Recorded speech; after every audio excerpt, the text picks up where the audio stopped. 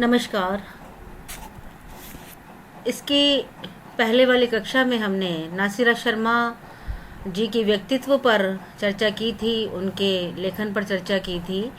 आज हम आपके पाठ्यक्रम में लगी हुई कहानी खुदा की वापसी कहानी संग्रह से मेरा घर कहाँ है पर चर्चा करने जा रहे हैं। ये कहानी संग्रह 1998 में आया था और इसके अंतर्गत खुदा की वापसी कहानी संग्रह के अंतर्गत जो कहानी मेरा घर कहाँ है उस पर हम बात करने जा रहे हैं। मैं आपको फिर से एक बार नासिरा जी के बारे में, उनके व्यक्तित्व पर फिर से एक बार प्रकाश डाल देती हूँ कि 22 अगस्त 1948 को इलाहाबाद उत्तर प्रदेश में आपका जन्म हुआ था और इनके पिता भी प्रोफेसर थे, उर्दू भाषा की प्रोफेसर थे। ये इलाहाबाद विश्वविद्यालय में जामिन अली इनके पिताजी का नाम था। माता इनकी गृहिणी ही थी। साहित्यिक परिवेश इनको अपने परिवार से ही मिला है। आप 5 भाई बहन रहे हैं, 2 भाई और 2 बहनें। इनके जो बड़े भाई सैयद मोहम्मद वो अंग्रेजी का अध्यापन कार्य करते थे। दूसरे भाई इनके मजहर हैदर एक पत्रकार के रूप में विख्यात थे। दोनों बहनें भी साहित्य में रुचि रखती थी और लेखन कार्य करती थी। इस्लाम धर्म को मानने वाला शिया सैयद घराना था आपका नासिरा शर्मा जी का पूरा, और पूरा परिवार कट्टरपंथी इस्लाम को मानने वाला था। परंतु नासिरा जी बचपन से ही एक स्वतंत्र विचारों की महिला, मतलब स्वतंत्र विचारों को रखने वाली लड़की थी और उन्होंने अपने स्वाभिमानी व्यक्तित्व को अपने जीवन में उतारा और स्वतंत्रता को अपने जीवन में उतारा और उन्होंने इसी का, अपने स्वाभिमानी और अपने स्वतंत्र विचारों का परिचय उन्होंने अपने विवाह के रूप में दिया। उन्होंने हिंदू प्रोफेसर रामचंद्र शर्मा, जो कि हिंदू धर्म से ताल्लुक़ रखते थे और वह जेएनयू के अंदर जवाहरलाल नेहरू विश्वविद्यालय में भूगोल के प्रोफेसर थे, उनसे आपने विवाह किया और जाति पाति धर्म के बंधन तोड़कर उन्होंने अपने प्रेम को पाने के लिए पूरे समाज और धर्म को दरकिनार कर दिया था।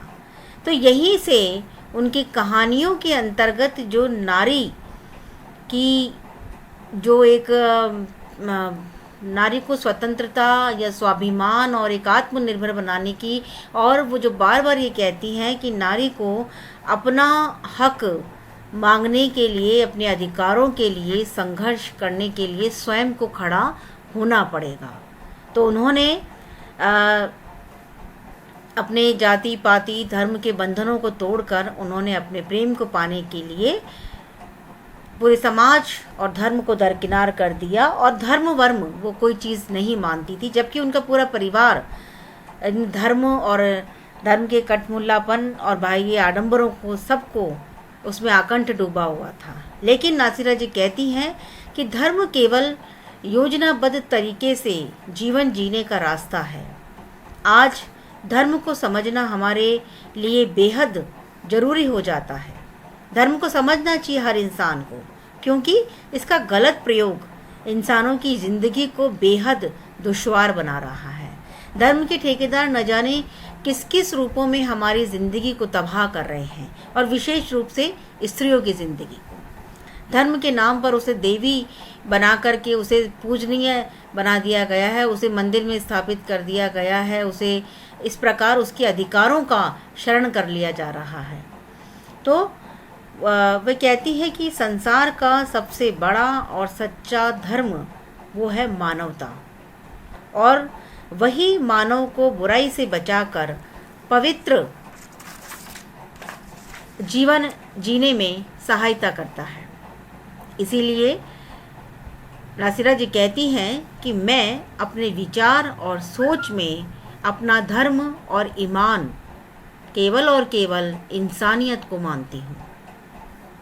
और स्वाभिमानी नारी होने के कारण संसार की प्रत्येक नारी को वह स्वाभिमान से भरपूर देखना चाहती थी।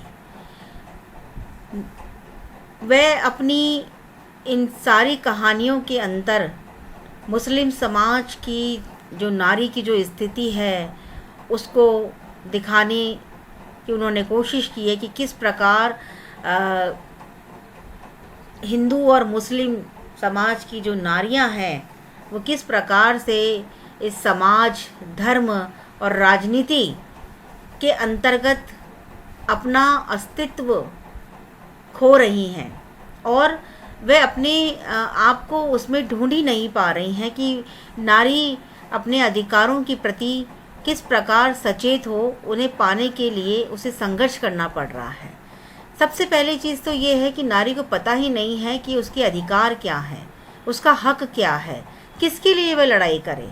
क्योंकि उस पितृसत्तात्मक समाज में या इस पुरुष प्रधान समाज में नारी को जन्म से लेकर और मृत्यु तक यही सिखाया जाता है कि उसका जो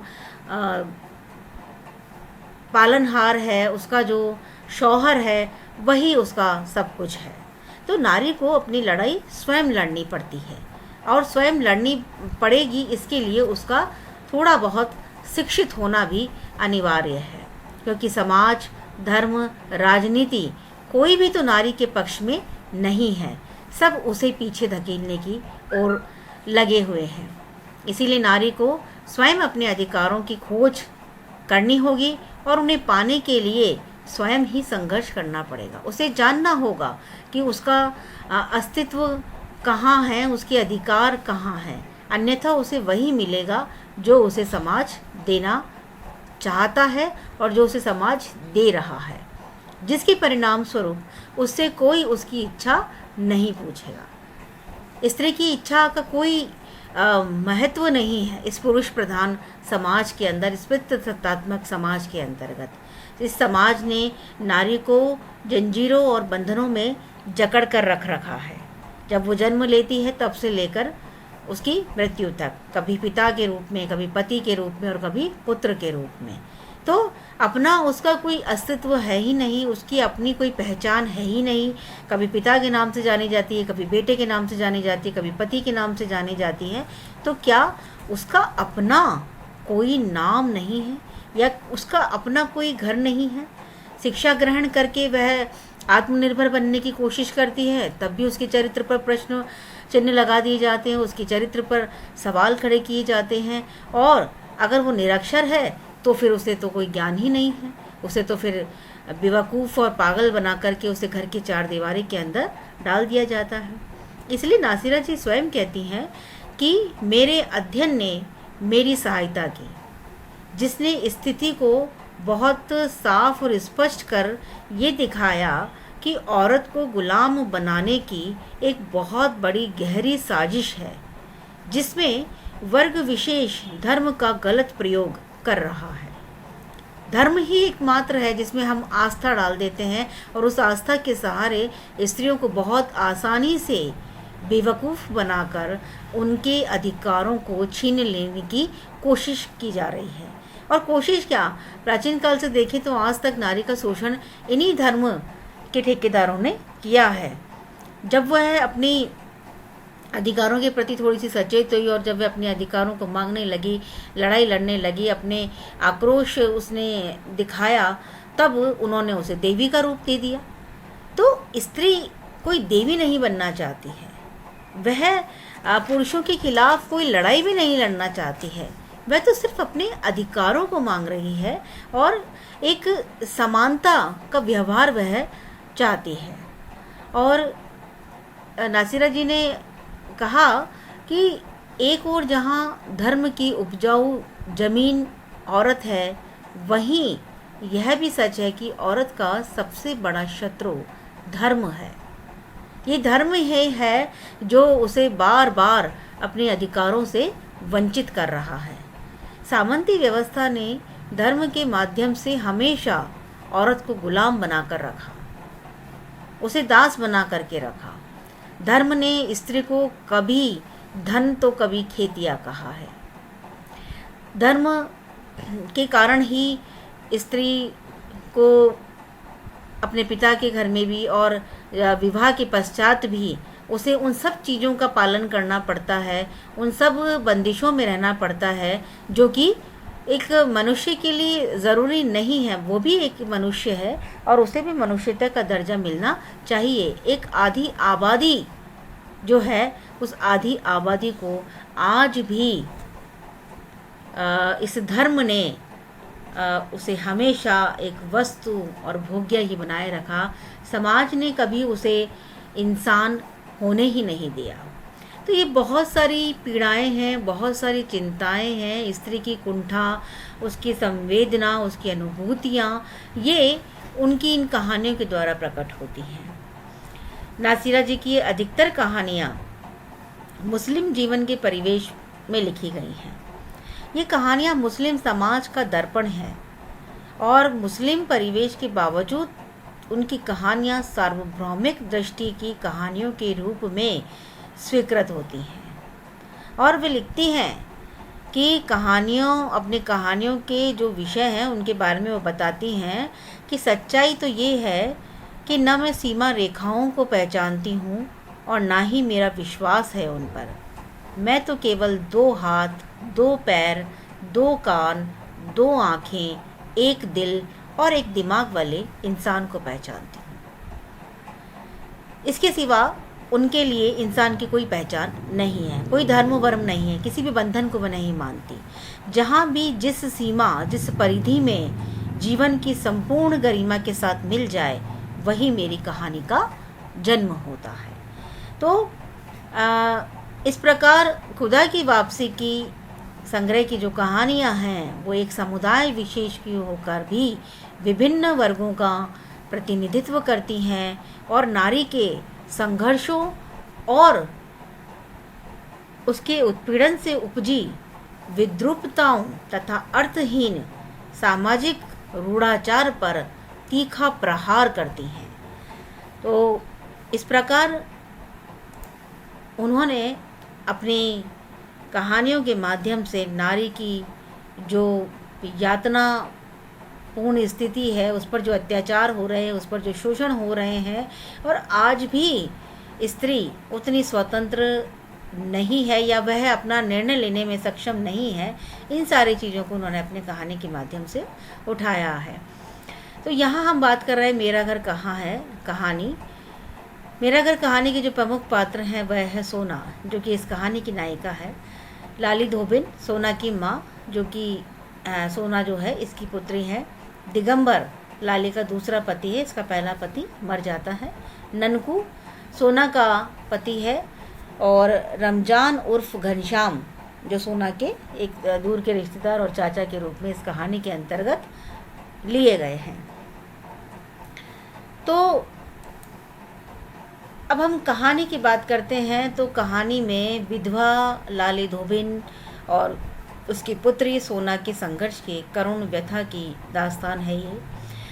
उसकी पीड़ा और कुंठा का मर्म स्पर्शी चित्रण इस कहानी के अंतर्गत किया गया है। अभावग्रस्त सोना के शोषण और जो उस पर अत्याचार हुए हैं इस कहानी के अंतर्गत, वो सब कुछ इस कहानी के अंतर्गत दिखाया गया है। और हमेशा से यही एक प्रश्न जो कि इस कहानी के अंतर्गत भी आया और स्त्रियों का एक यक्ष प्रश्न है कि आखिर स्त्री का घर कौन सा है, कहाँ है। और यही इस शीर्षक को बिल्कुल ये कहानी सही चरितार्थ करती है कि आखिर एक स्त्री का घर कौन सा है, उसका पिता का घर, उसका पति का घर या उसके संतान का घर। तो इस कहानी के माध्यम से वो यही बताने की कोशिश करती हैं कि लाली धोबिन का जो पति होता है वो मर जाता है और 3 बच्चों के साथ अड्डे पर जाती है। वो घर घर जाकर के स्त्री का काम करती है, कपड़े प्रेस करती है वो। और इसी बीच उसकी जो लड़की है वो 10-11 साल की हो जाती है। और जिस मोहल्ले में, जिस परिवेश में वो उसका पालन पोषण होता है, वहाँ पर तो 10-11 साल की लड़की भी लड़कों की निगाहों के अंदर आ जाती है।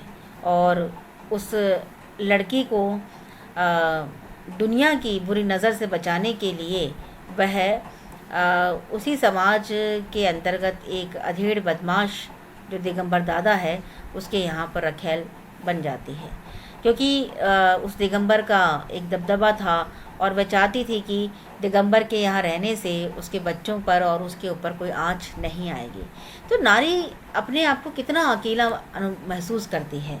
उसे हमेशा से ये लगता है कि नहीं, उसके सर पर किसी पुरुष का हाथ होना चाहिए, एक मतलब साया होना चाहिए, क्योंकि उसे इतना कमज़ोर बना दिया गया है कि वह अकेले खड़े होने की कोशिश करती है, फिर उसे वापस से गिरा दिया जाता है। तो यही चीज़ है कि लड़की को अपने बुरे माहौल से और बुरी नज़र से बचाने के लिए वह एक ऐसा कार्य करती है जिसमें कि उसका कोई भला नहीं होता है, और वह एक ऐसे व्यक्ति के साथ रहने लगती है जिसका कोई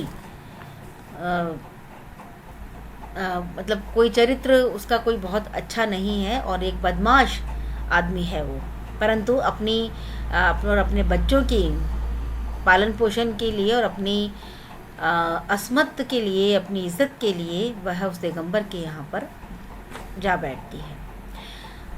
दिगंबर के यहाँ रहने से और उसके कारण उसके परिवार को थोड़ी बहुत एक मदद मिल जाती है और कोई उन्हें नज़र भर उठाकर नहीं देखता है, लेकिन किस्मत के आगे किसी का जोर नहीं चलता। जब दिगंबर का भी मृत्यु हो जाती है और फिर वह उसका परिवार सड़क पर आ जाता है, तब सोना फिर से अकेली हो जाती है। और सोना जब अपने एक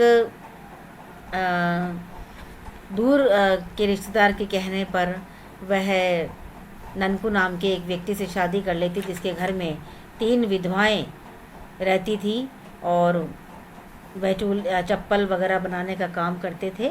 तो इस प्रकार से सोना को बचपन से ही बहुत सारे आर्थिक सामाजिक कष्टों का सामना करना पड़ता है, और जब सोना 17-18 साल की हो जाती है तब तक उसने कम से कम 6-7 जगह उसने अपनी बदल ली थी कि कहीं पर भी वह अपने पैर जमा ही नहीं पा रही थी। जहाँ भी वह पैर जमाने की कोशिश करती है या अपना घर बनाने की कोशिश करती है, वहाँ से वह उखाड़ कर फेंक दी जाती है। कहीं भी उसे कोई जगह नहीं मिल रही जहाँ पर वह अपने सर को छुपा सके और एक आराम से रह सके, जहाँ कोई गंदे हाथ उस तक ना पहुँचे। परंतु सोना के साथ ऐसा नहीं होता है। जिस कोठी में वह काम करने जाती है, उस कोठी का जो छोटा लड़का है, छोटा साहब है, वह भी उस पर जोर आजमाइश करने से बाज नहीं आता और वहाँ से भी भाग कर के वह अपने पुराने स्थान पर चली जाती कि वहाँ वह जाकर के अपनी बस्ती के अंदर कुछ तो अपने जीवन बसर करने की कोशिश करेगी, लेकिन वहाँ भी वह निराश ही होती है।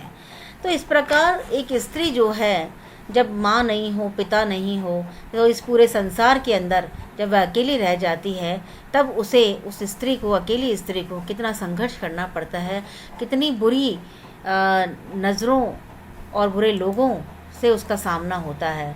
तब इस कहानी के अंतर्गत अंतिम पैराग्राफ में सोना कहती है कि इस दुनिया के हर कोने पर मर्द खड़ा मिलेगा, कभी प्रेमी के रूप में तो कभी बलात्कारी के रूप में, मगर जो पति ढूंढने निकलो तो एक भी कायदे का आदमी नज़र नहीं आएगा जिसके साथ उम्र एक छत के नीचे गुजार दी जाए।